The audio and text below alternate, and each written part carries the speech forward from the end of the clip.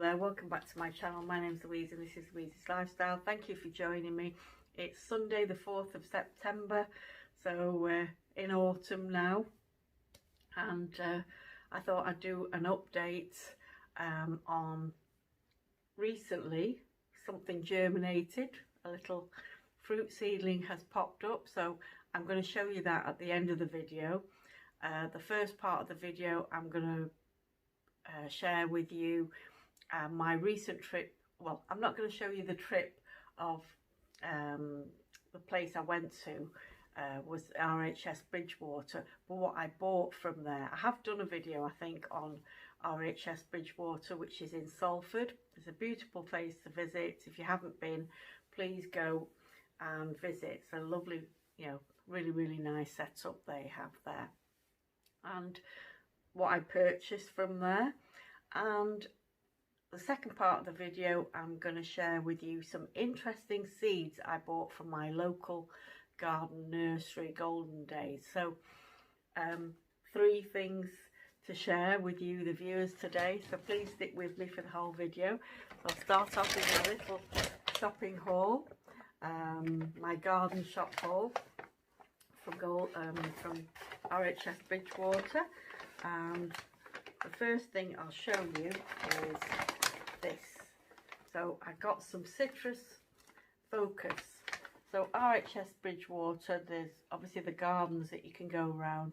They have a lovely restaurant, cafe, and they have an indoor plant section. They have a gift section, and obviously they sell garden related items, and they have this citrus focus. I think I've had this before in the past, but as I've got a lot of, well, I consider a lot of citrus trees, I thought it'd be nice to get them some specific citrus feed. I've been giving them Miracle Grow and Tomerite, but this supposedly has all the elements that citrus require for good growth. So there's a list of the ingredients on there. Hopefully it doesn't read backwards. And the price is £5, and this will give up to 30 litres of feed. So for every teaspoon of this fertiliser, you mix that into 1 litre of water.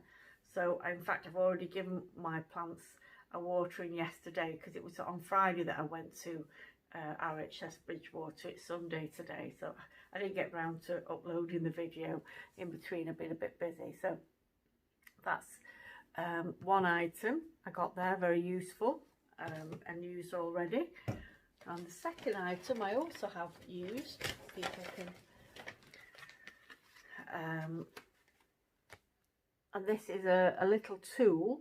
It says Deadheads, and it is plainly, it does what it says on the tin. It's for clipping off the spent flowers, the flowers that are finished and that are withered and going to seed. So if you've got flowers in hanging baskets or in tubs, containers, then you snip off those wasted, well, the spent flowers. They've finished their purpose and they just need to be removed. So the more you trim the flowers off, your hanging baskets or whatever, the more it will carry on producing them. Otherwise you'll end up with just a bunch of seed heads, and it doesn't look very pretty. So it's a nice little nifty tool, and that cost £2.50. So that's not too bad. Nice little tool, fits in the palm of my hand very easily. They're no good on thick stems, so just keep it to the, like your pansies and petunias, etc. If you try it on roses, they do need a deadhead rose, but thicker stems aren't really, they're not really geared for that. Use your secateurs for your roses. So that's second item. And third item, this lovely Pothos. Now I think they've labelled it wrongly. They put on it golden pothos, and this isn't a golden pothos because I've already got golden pothos or they call them pothos.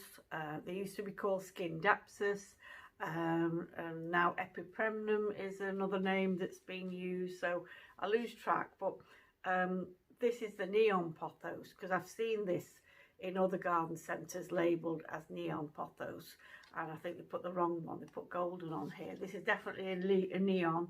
It's got the neon lime green fluorescent leaves to it, very striking, and a nice little plant for £8. And I think there's at least four individual plants in there, so it gives it a nice bushy appearance. I could separate them out, but I'm not going to. I like the look of it as it is, and I probably will take cuttings from it as it starts to, you know, as it's starting to do here, so it starts to trail, and maybe, you know, try and keep it a compact shape rather than a sort of trailing or climbing, you know, climbing up a moss pole. I'll just try and keep it as a bushy type of plant. So I'm going to pop that plant here. I think it looks really nice.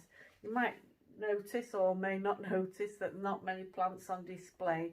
I've had quite a few plants suffer from spider mite, and they're not dead, but they've all been sprayed, and they're in various places at the moment. Some are down here on the floor where I've got the grow light on, and some are in the greenhouse because I've sprayed them and I've just kept them there. You're not supposed to keep them in strong sunlight if you spray your plants, because it can affect the leaves. So that's why there's a lack of plants here in the background.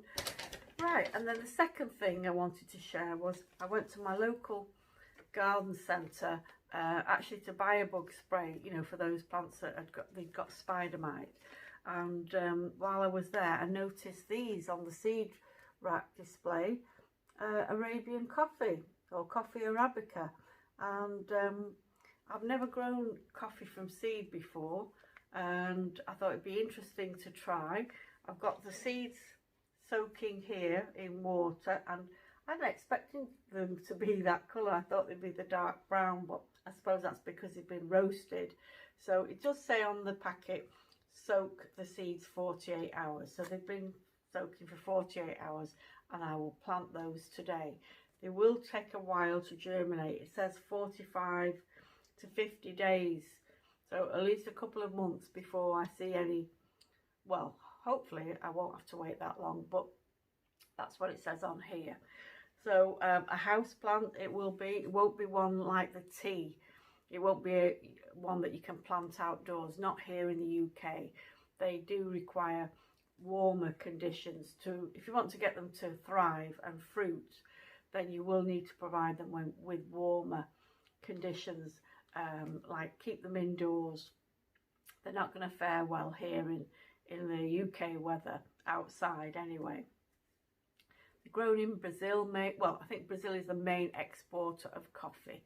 However, in Bangladesh they have started to grow coffee, and whilst I was there in March this year, February, March of this year, I was in Bangladesh, I bought coffee from a local grocer's, and it said Hill Track blend. So it had different blends. It had Brazilian coffee, whatever, and then it had Hill Track blend, and I sort of read up on it, and it said yes, grown in Chittagong Hill Track region in Bangladesh. So that was nice to try coffee that was actually grown in Bangladesh.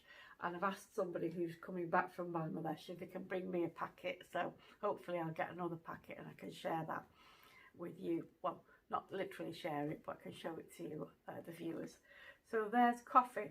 So that's what I'm attempting to grow this September. And finally, what germinated recently.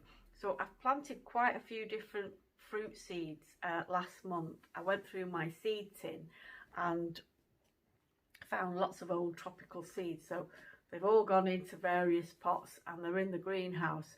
But one I recently planted from a fruit I bought about 3 weeks ago, I think it was, maybe 4 weeks ago. And if you haven't guessed it already, it's the mango, the fuzzly mango. So cute little plant it's turned out to be. It's got multiple stems, so it's polyembryonic. You can see the two main stems here, and then there's a third one there If I put that up a bit closer, and what a lovely colour it's turned out to be.